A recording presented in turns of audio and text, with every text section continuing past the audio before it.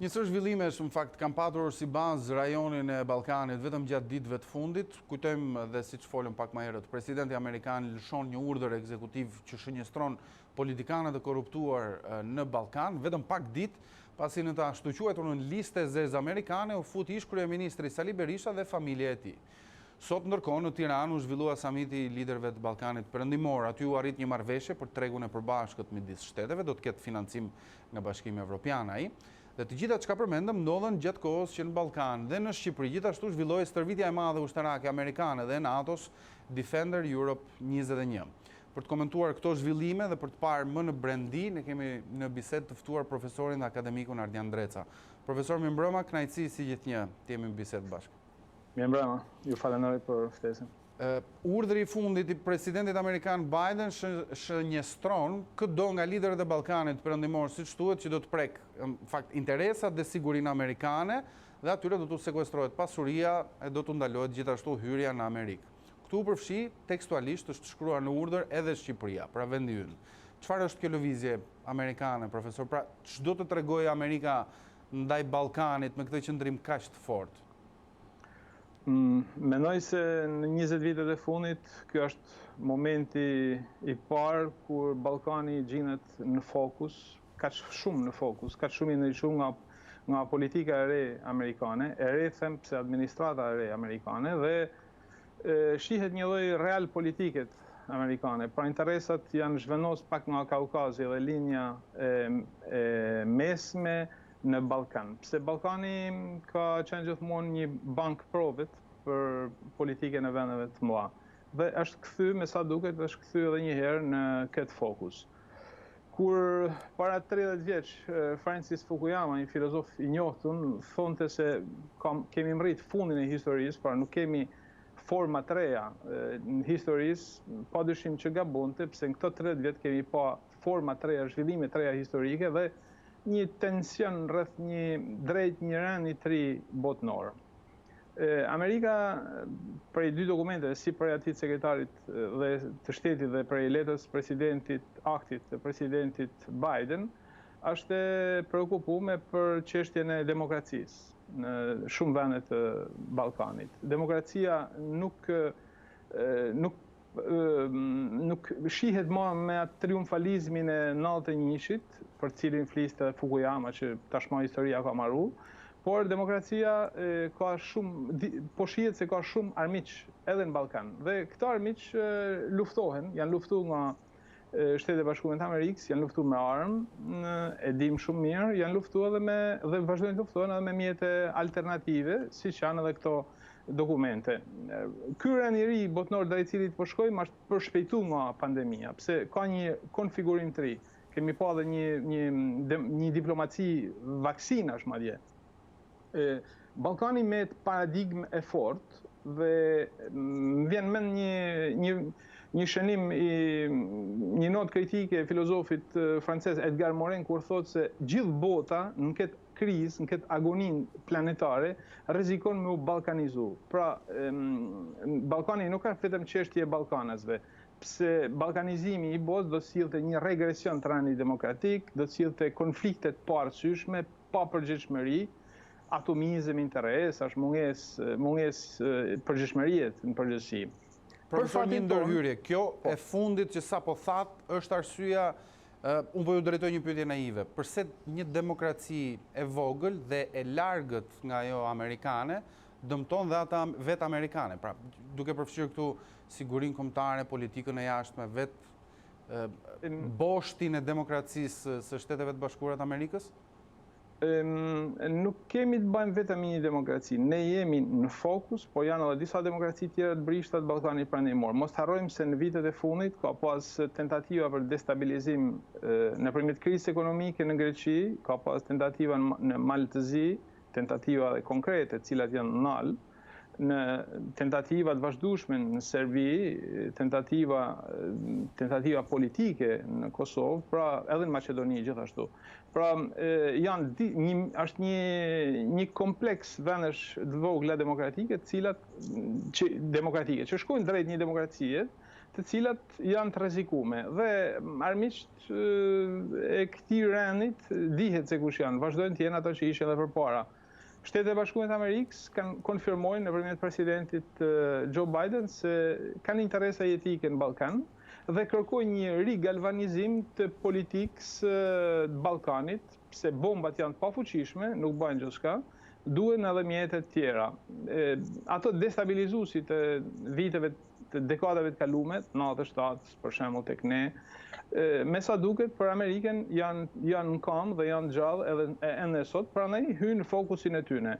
Janë metje të totalitarizmit, ashtu si Miloševići në Serbi, Berisha në Shqipëri, edhe në një figurë tjetër marginale, dhe mbyllet një cikël. Edhe akti i fundit me shkarkimin e presidentit është mbyllja një ciklit, ato janë kapituj të mbyllur, tashmë do të shohim përpara. Ajo që vere tek të dy dokumentet, si sekretari i shtetit, si ai presidentit amerikan, është një harmonizimi i disa pikave kyçe. Ato kanë vrejt minim marrëveshjesh në Ballkan, pra ju përmend edhe parë marrëveshjen e presës, po ka edhe marrëveshje të tjera, të cilat janë minu në mënyrë sistematike nga politika e Ballkanit. Minim marrëveshjes dhe korrupsion. Kur flasim për korrupsion, kur flet presidenti i Amerikës për korrupsion, flet për një korrupsion kapilar që ka brejt sistemin, tek ne sistemin e drejtësisë, dhe mjafton të kujtojmë se çfarë rezistence ka pas nisma amerikane për reformën e drejtësisë në Shqipëri. E nuk duhet harrojmë se, siç u tha dhe ditët e fundit, Shtetet e Bashkuara të Amerikës kanë kërkuar madje arrestimin e Ilir Metz si një ndër personat që ka pengu reformën e drejtësisë.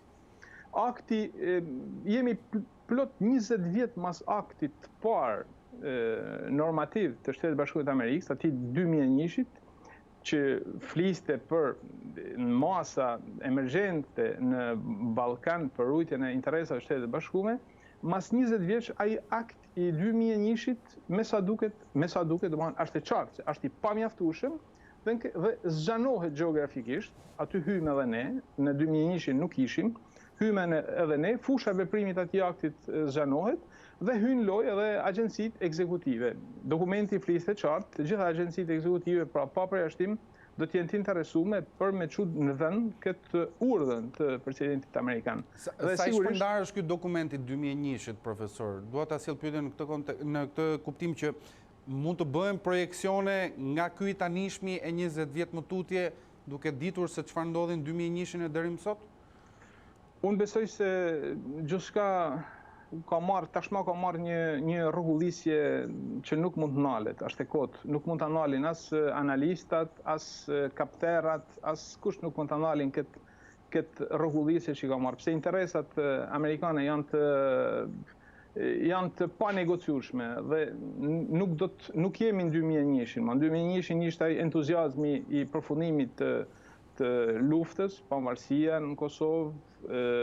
Sot jemi përpara sfidës një rendi të ri botëror. Jo rastësisht mas pak diç do të jetë një G7 dhe do të jetë samiti i NATO-s, do të jetë edhe një takim, do të ketë edhe një takim mes Bidenit e Putin. Po termat siguri kombëtare, politike jashtme dhe mbi të gjitha interesa amerikane, çfarë kuptimi kanë në këtë rast? Pra si të kuptojnë? Atëherë, para pak kohësh, presidenti Biden dha një intervistë për Washington Post, ku fliste për afërsinë me të cilën administrata amerikane do të ishte me partnerët e saj. Kur flasim për partnerë në Europë, flasim për partnerë që janë të ekspozuar ndaj ariut rus, flasim për vendet baltike, flasim për Poloninë, flasim për Ukrainën, por flasim edhe për Ballkanin Perëndimor. Pra, rregullat, thonte presidenti Biden, dhe këtu diskutimi jo vetëm nuk ndalet tek Rusia, tek Moska, por vazhdon edhe në drejt Kinës, rregullat mas pandemisë, rregullat për një rend të ri nuk do t'ia lajmë t'ia shkruajë një vendit si Kina, por do t'i shkruajë një vend demokratik siç janë Shtetet e Bashkuara të Amerikës. Dhe kjo gjë nuk mund të diskutohet, është e pa diskutueshme. shumë kusht ndoshta kujtonte se ai trumpizmi, populizmi trumpist do ta myllte hegemoninë amerikane në botë, por janë gabu. Sot ai takimi në Europë do të bëhet pa Merkelin, do të bëhet me një Macron shumë të dopt dhe me një Biden i cili nuk ka shumë nevojë për t'ju imponu partnerëve europian për me imponu politikën e tij. Ju kujtoj se tek Napoleon Bonaparte, tek memoriali i tij i fundit, thonte që Europa e kishte me Rusin cariste, Europa o do të bëhet kozake, o do të bëhet demokratike, republikane. Besoj se jemi rishtas përpara kësaj dileme. Europa nuk ka rrugë tjetër veç se të jetë një Europë demokratike, republikane, pra pa korrupsion, dhe të siguroj ato standardet, ne për shembull si vend, sigurojmë ato standardet cilat mos na nalin tek një mini Schengen, që është një propozim për mu i linun vonë, i dështum e ne pa linë, por të shkojmë drejt Europës. Unë do të doja që jo kryeministri Rama të na fliste për mini Schengenin, as kryeministri serb, po të na shpjegonte Oliver Varhelyi, që është komisioneri i zgjerimit, çfarë arsyet ka sot që të flasim për një mini Schengen në Europë. Ka probleme në zgjanim, ka probleme të tilla që e shtyn zgjanimin pa afat që të merrim në një mini Schengen, pse përndryshe mini Schengeni është i superum. Ka lind vonë. Bashkëpunimi me parimet e Bashkimit Evropian, siç flitet, siç është treshja Vučić-Zaev Rama, me zvener si Serbia, Kosova, Maqedonia e Veriut, Shqipëria e tjerë, pra me bashkëpunu me parimet e Bashkimit Evropian është qesharake, se këto vende nuk kanë standardet e Bashkimit Evropian. Këto vende ende nuk e njohin njëra tjetrën dhe është si me i mësu, si me marë pesht ujt amel dhe me i përshtat, me i qunë në det, me i ba me jetu në det. Është e pa mundën. Duhet një sintez përme, një sintez në Europë e cila t'i bashkoj këto zone, të cilat sot në Ballkan nuk përbajnë një polifoni, po një kakofoni. Duket sikur nuk ka dhe një unifikim, profesor, pra duke qenë se përmendëm urdhrin e presidentit Biden. Pra kjo është një ndihmë që konkretisht u jepet popujve të Ballkanit Perëndimor, sepse zyrtarët e korruptuar nuk janë i gjithë populli, apo jo. Nga Bashkimi Evropian ndërkohë vjen një reagim që këto masa nuk do të përkrahen. E para për çështjet të hapave që duhen ndërmarrë, sepse çdo shtet duhet miratoj përkrahjen e këtij urdhri të zotit Biden dhe na lihet kuptohet, Euroactiv citon ditën e mërkur një zëdhënës të krahut ekzekutiv Bashkimit Evropian që thotë se ne nuk do t'i shkojmë pas fillit këtij urdhri të zotit Biden. Pra, shpeshherë gjendemi tek një hap amerikan dhe një hap tjetër ndryshe nga Europa, po ndërkohë presim njësoj nga të dyja. Si ta shohim në këtë rast? Po, dihet se, sidomos në 10 vjeçarin e fundit, politika jashtme e Europës deri në momentin kur edhe Mbretënia e Bashkuar doli nga Bashkimi Evropian, politika jashtme e Europës nuk ka pas një sinergji, nuk ka pas kohezion vetvete. Kanë fol me zona të ndryshëm edhe kanë fol me tonë dhe me regjistra komplet të ndryshme njëri nga tjetri. Por politika jashtme e kësaj Europet është e nënrenditur në rendin botëror ndaj politikës jashtme të Shtetit Bashkuar të Amerikës. Pra pesha që ajo ka edhe brenda Europës është shumë më e vogël se sa kujtojnë burokratët e Brukselit. Prandaj duhet thjesht gjenden përpara një akti të krym ndaj veprimeve të administratës Biden, administratës amerikane, dhe nuk mund të bëjnë tjetër veç se ta pranojnë atë. Mos harrojmë, në Ballkan, pavarësia e Kosovës i duhet ditë për ne dhe i duhet njohtë vetëm ndërhyrjes të fortë ushtarake politike amerikane. Është një investim madhor i Amerikës, shteti i Kosovës. Prandaj nuk do të lehet, nuk do të shkallmohet as për një bande të korruptumish, nuk do të shkallmohet as edhe prej paaftësisë të diplomatëve të Bashkimit Evropian. Kosova ka detyrim me dialogu me Serbinë, Serbia ka me detyrim me njohtë Kosovën, nuk mund të shkojnë, këtu bëhet fjalë vetëm për tratativa për me kërku dhe me marrë diçka më tepër, por njohja për me shku te mirëkuptimi duhet me kalu nëpërmjet njohjes. Këtu s'ka asnjë lloj dyshimit. Në Hag mund të shkojnë kosovarët, mund të shkojnë edhe serbët, shkojnë edhe bosnjak, por gjykimi historik mi Kosovën, mi luftën e saj, është një gjykim që nuk e prek Haga. Ka qenë një luftë e drejtë, ka qenë një ndërhyrje e drejtë dhe Kosova është shtet i lirë dhe nuk vetëm mund të njihet. Nuk ka sa më shpejt që ta njohin Beogradi, aq më mirë do të jetë për gjithë. Dhe të gjitha ato marrëveshjet e vogla mes liderave që nuk shkojnë drejt Europës, që nuk shkojnë më herë drejt Europës, janë vetëm humje energjish dhe humje kohet. Nuk tregojnë një largpamësi politike. Unë besoj se me këto dy aktet fundit të Shtetit Bashkuar të Amerikës, fleta e historisë në Ballkan është ju kthy me forcë dhe nuk mund ta ndalin politikanët e vegjël të Ballkanit. Përfshin ato të Shqipërisë sotme. Në kthimin e kësaj flete ka një domethënie, është një detaj që mund ta sjellim në vëmendje profesor edhe stërvitja ushtarake, Defender 21, pra është komentuar gjerësisht se NATO dhe Shtetet e Bashkuara të Amerikës po i tregojnë kufirin, pra po vizatojnë me një vijë edhe më të trash kufirin dhe i tregohet kufiri Rusisë. Po ta sillim pak në kontekstin ballkanik ose edhe shqiptar, pse jo?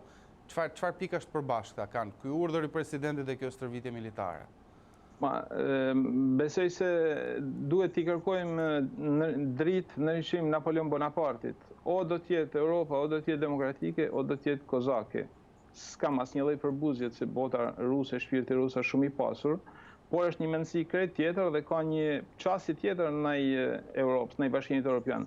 Ty fillu prej projekteve të para për një Bashkim Evropian në fillimet e shekullit 17, jo më kot, Abati Saint-Pierre e tjerë, e linin jashtë Rusin, pse është një mendësi, një vizion në jetë që është krejt ndryshe, një qasje krejt tjetër, e cila, sidomos në kushtet e sotme, Rusia ka probleme të rënda me rendin demokratik, me sistemin demokratik, nuk mund të harmonizohen. Prandaj i kërkojmë gjithnjë Napoleon Bonapartit, o do të zgjidhin demokracinë, ose do të atomizohemi, pra interesat tona do të shpërbahen dhe do të jemi në duart e fatit. Këto 30 vjet e fundit është një tranzicion i pafund ku një seri personazhesh të politikës shqiptare me vetdije një pjesë dhe me pa vetdije një tjetër, pse të korruptumit shumë herë janë pa vetdijshëm për aktet, për rolin tepër të keq që losin historinë e një vendit, na kanë vënu dhe na kanë largu prej familjes tonë natyrshme europiane. Të gjitha, besoj se ato agendat e njanshme me Erdoganin të Rams, ato humjet e kohës që kemi pas në këto vite e fundit, do të marrin fund pse kështu imponohet një superfuqi si Amerika që ka interesa jetike në Ballkanin Perëndimor. Dua t'ju pyes edhe për një zhvillim ditës sotme. Samiti i liderëve të Ballkanit Perëndimor kishte edhe praninë e komisionerit Oliver Varheli aty. Produkti që pam nga ky samit sot profesor ishte një financim që do të vijë nga BE-ja me 30 miliardë euro për tregtinë e përbashkët. Ju si e shihni, këto janë përpjekjet e Europës për të na rrit standardet dhe më pas na hapin derën, duke veçuar çështjen e Kosovës, sepse pati edhe një debat midis zonjës Brnabić dhe zotit Kurti. Pra, në kontekstin e integrimit Ballkanit Perëndimor, mund ta shohim kështu? Nuk mund të ketë asnjë lloj integrimi i Ballkanit Perëndimor të veçuar Kosovën. Kosova është problem dhe është pjesë e Ballkanit Perëndimor. Prandaj Kosova dhe Serbia janë shtete kufitare dhe të dyja palët duhet të qetësohen dhe të mendojnë se janë kufitar dhe gjejnë gjuhën e përbashkët. Asnjë nuk mund vendosin veto ndaj të tjerëve në Ballkan. Ajo shumë e konsiderueshme, investimet që do të hyjnë në shtetet e Ballkanit sigurisht do të ndihmojë për një stabilitet më të madh ekonomik, që është hapi i parë për ngritjen e institucione, për mirëqenien e popullatës Ballkanit dhe është vlerësimi që Bashkimi Evropian ka ndaj rajonit. Por absolutisht nuk mjafton. Duhen iniciativa politike të forta, të cilat të imponohen të gjitha aty në vende të cilat do të marrin nga këto investime, që të superojnë, nuk them të anashkalojnë, nuk them të harrojnë problemet, po të superojnë kontradiktat që kanë mes vete, se nuk ka kontradikta të pasuperueshme sot në Ballkan. Gjanja është, gjanat e mëdha janë superu, nuk ka kontradikta të pasuperueshme dhe si pjesa shqiptare, dy shtete shqiptare, ashtu edhe Maqedonia e Veriut, që ka problemet e veta me Bullgarinë dhe me Greqinë, edhe sigurisht Serbia dhe duhet të gjejnë gjuhën e përbashkët. Dhe gjuha e përbashkët nuk është kalon nëpërmjet gjuhës investimeve, padyshim, dhe këtu janë nërmjet Bashkimi Evropian Brukseli, por është kryesisht një gjuhë politike. Një kashillik ka aty brenda, duke qenë se përmendëm të refuzimin për të shkuar në vijën amerikane për sanksionet e të korruptuarve dhe minuesve të demokracisë në Ballkanin Perëndimor, pra te ky fond 30 miliardë eurosh? Po patjetër të ndalin fuqitë e mëdha i bëjnë këto, mund t'i lexojmë dhe kështu? Patjetër, nxjerrin krye dhe kësaj lloj kashilleqesh, po do të shohim se kush do të jetë më i forti për më imponu tjetrit. Unë për veti nuk kam asnjë lloj dyshimit se kush do ta ketë në dorë gjithë këtë lojë, kush do ta drejtojë gjithë këtë lojë. Shpresonin gjithë se ai populizmi i Trumpit e kishte heqë vëmendjen nga Europa, nga Ballkani dhe nga disa pjesë tjera të botës, ishin gabu, se Shtetet e Bashkuara të Amerikës janë një demokracia më e madhe, më e konsoliduar, dhe ne kemi fatin të jemi aleat tyne strategjik, dhe duhet punojmë që ta justifikojmë këtë aleancë strategjike me Shtetet e Bashkuara të Amerikës. Kështu që është e kotë që politikanë provincial dhe njerëz të pakuptimt të kundërvijnë, dalin përpara rrulit të Shtetet e Bashkuara me ty kujtu se mund të faktorizohen. Shumë faleminderit, si gjithnjë kënaqësi biseda me ju, profesor. Ju falenderoj unë. Mbrëmje të qetë. Faleminderit.